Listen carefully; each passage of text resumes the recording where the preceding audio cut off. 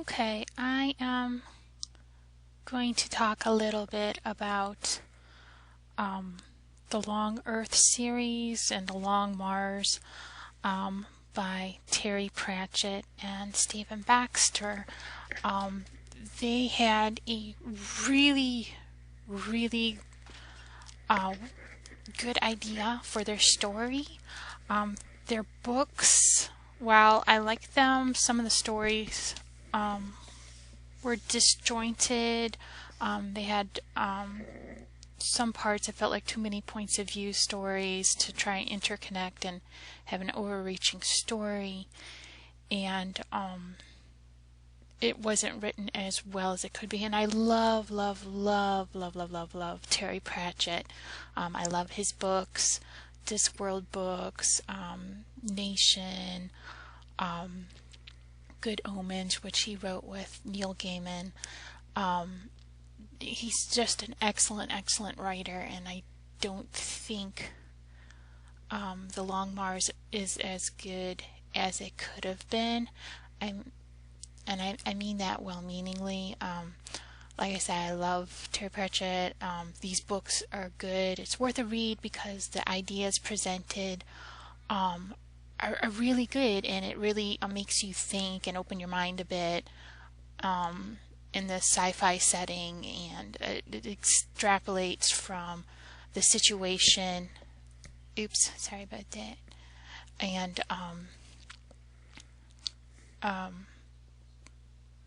the consequences and stuff like that. So in the Long Earth series, it starts out with the main character Joshua Valente, and I hope I said that right. But he was born in unusual circumstances. His mother was a teenage mom who was pregnant and all alone and in the throes of the incredible pain of giving birth while she was running away from home. This incredible experience and pain was the impetus for her to discover that she could step to another Earth.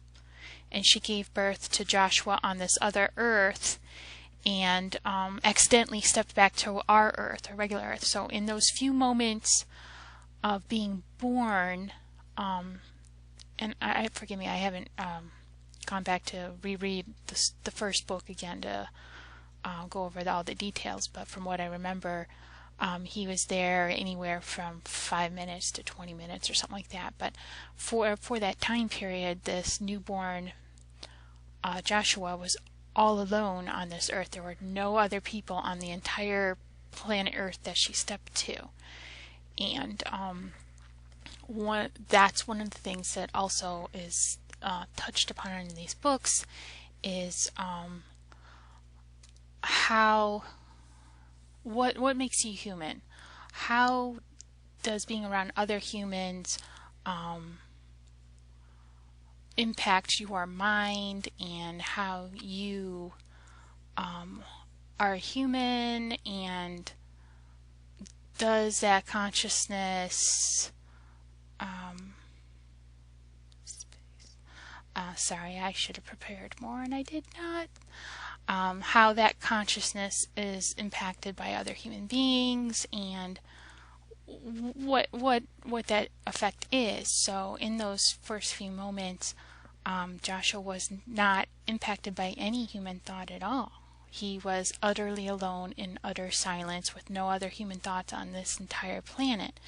And it also talked about how even on our Earth, throughout the whole of history, even if you were all alone in the wilderness or shipwrecked on some island, you knew that somewhere out there on that Earth there were still other people, and you weren't as alone as you think. There's still a way to get to those people. It may be a long shot, you may never see them, but there's still that possibility. Whereas on this other Earth, there was never any humans at all. And part of what they talk about is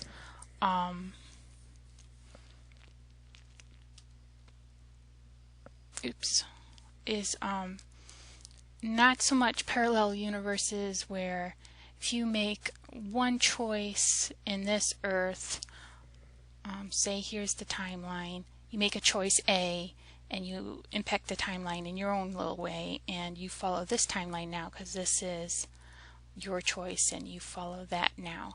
And there might be another universe where you made a different choice and that was that universe, and Terry Pratchett likes to call this the trousers of time. You go down one leg or you go down the other leg, and you could be living your life over here, and there could be an alternate you where you made a different choice.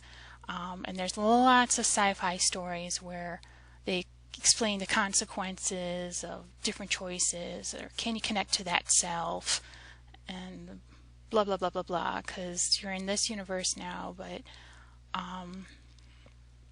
there's different means to contact your other self in this universe because you're exactly the same, or your molecules resonate together, quantum physics, blah blah blah blah blah. In this book series, the parallel universes and parallel Earths are not so much you make choice A and there's a choice B and all these other things and all these possibilities of that. What they're concerned with is, okay, so you have Earth here in a point of space and time, but the long Earth, what they talk about is this Earth was one possibility, and then there's this Earth where humans never evolved. So there's a whole planet Earth where humans had never ever ever been, and the whole long Earth is these Earths are in alternate universes, parallel universes, but they're different probabilities. So in the story, Joshua became a natural stepper because he was born in an alternate Earth.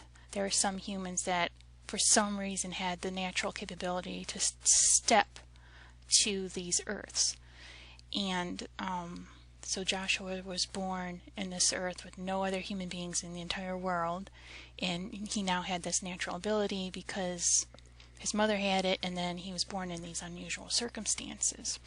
But you know, being different is not always a great thing, so he kept that quiet for most of his life. I'm sorry, I backtrack. He didn't really know. But then one day when he was in his teens, like 12 or 13 or something, there was a thing called Step Day. And this inventor had posted plans for a stepper, which was a box that allowed you to step between worlds. And he just unleashed it on the internet to all populations and all peoples, whoever had access to libraries and internet. He showed them how to build your own stepper. He gave it directly to the people so no governments can control it. It was never kept secret from the people, and that was his solution to humanity's problems. You know, it takes place current time or a little bit in the future, and resources are being depleted, there are wars, and people are being awful to each other because of resources and overpopulation. Oops, I'm sorry. And so that was his solution, and then he stepped away, never to return until later books.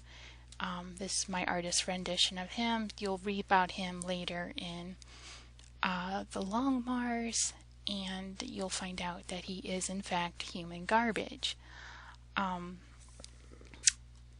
But back to this. So you're reading this book series, and you find out about the different Earths and the different variations, evolution, evolves in the different probables. And I'm drawing west, and that also brings up a point in the book where Western civilization is naturally drawn west. So all the Western civilizations use the stepper and they step this way to the west. But all the Eastern civilizations use the stepper and click the Eastern button, and all the different probabilities that way. And there's really no difference. There's just a long timeline probability of different Earths, but our brains, or for some reason, our cultural bias is just, that's what we gravitate towards. So all the Eastern European or Eastern cultures went east, and the first two books deal with, well, how many probabilities Earths are there, and it goes on and on and on. There's different explorations, and imagine this is the Earth, and there's a line Earths, and we're just going and going and going and going and going. There's so many Earths, and it's a slice of Earth, and they're seeing all the different probabilities, and humanity kind of gave up on the space program because why explore space and all the expenses and troubles of getting to space, and it's just really hard where you can just flip a switch and just explore the different probabilities of Earth, where maybe, you know, you go out so far and maybe over here Earth is in Precambrian stage where you see all those animals, or you get to an Earth where it's all dinosaurs, or, you know, there's different probabilities. Maybe that meteor never hit in Mexico and wiped out all the dinosaurs, or maybe, you know, it's just, and I can't say too much because I don't want to be spoilers, but that's what it talks about. And then my interpretation of this book was, it talks about just this line of Earths, and then how far out does that go, and the Chinese are going this way, and how far out does that go, and my opinion was, well, what if this was circular? What if you go so far out and eventually you come out to this, you know? But there is just so many probabilities that just it boggles the mind. You really can't comprehend how huge infinity is because you're that small. And then you find out there's a character that can, it's not only a natural stepper where they don't need a step box, but they find the soft spots where it's like a wormhole where you start out here and you can go out to Earth 20 million or whatever. It's just a natural soft spot, and without going through every single world, it's like a wormhole. And then in the later books, like the Long Mars, it starts to talk about, well, maybe the Earths that they're encountering is not a straight line. Maybe it's like an intestine where it's just going through all these probabilities, and the soft spots are just some way to go straight down instead of following the actual line of probabilities. But I like my circle idea better, because you're dealing with infinity and infinite probabilities, and who knows how that works. And that's just Earth. In the Long Mars, the latest book I just finished, and I was a little disappointed at the ending, but it was talking about the Long Mars. Now, in the first two books, they in between all the problems and drama they got to deal with, the ramifications of people leaving the original Earth for the infinite Earths, because why stick around and be poor if you have infinite Earths to go to? And there's enough food and space, and you'd literally be stupid not to take advantage of the bounty. So everybody's leaving, if they can, the original Earth into the infinite Earths, the long Earth, and economies collapse, governments are collapsing. They got to readjust their thinking to, well, how far out does America extend? How far out does China extend? How far out does Russia extend? Do they claim all these? Or, you know, are you a full separate Earth? Or how does that work? So it deals kind of with some of the ramifications of that. And how far does that authority extend? And how far does the dollar extend? And there also touches upon some people who can't step at all and the ramifications of that. So it is a good book series. It touches on some really good ideas, and I'm really fascinated with that because you don't even need to explore space. There's infinite probabilities in Earth where you can find aliens on Earth 2,045,000 or whatever, you know, and how does evolution play out in all these infinite possibilities. So it's not the trousers of time. It's not, well, what about this person over here? That's me, and I made a different choice. It's not that at all. It's in the infinite probabilities. Here are humans, and then how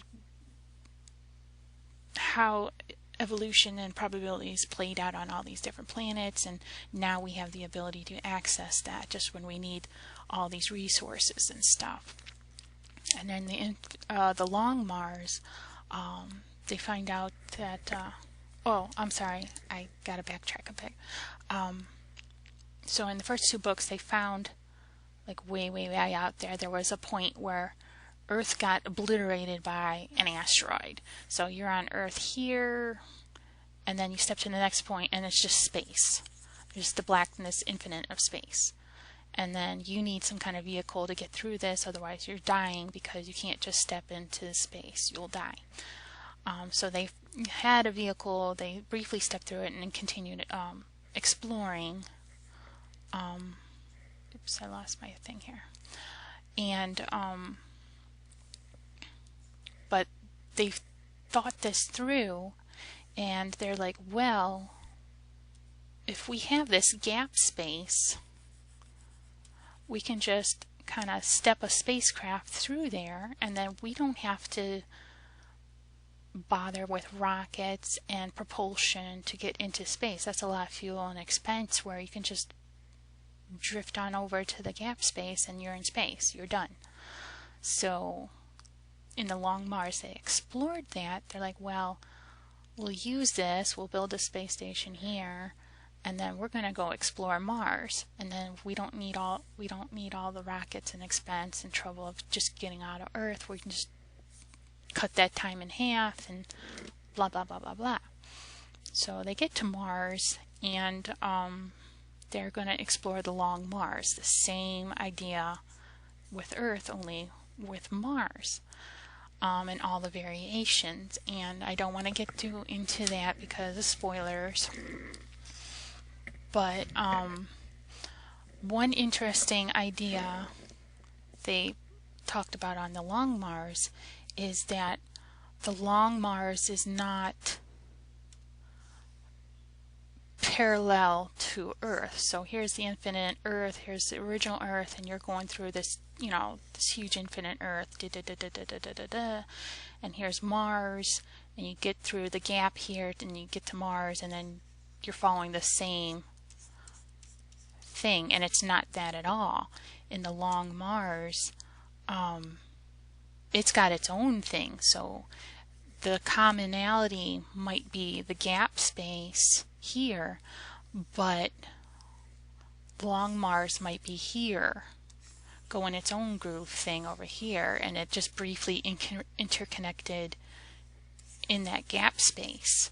So it's like wheels within wheels. It's going doing its own thing, and all its probabilities. And at one point there was a Mars where they were looking from Mars to Earth.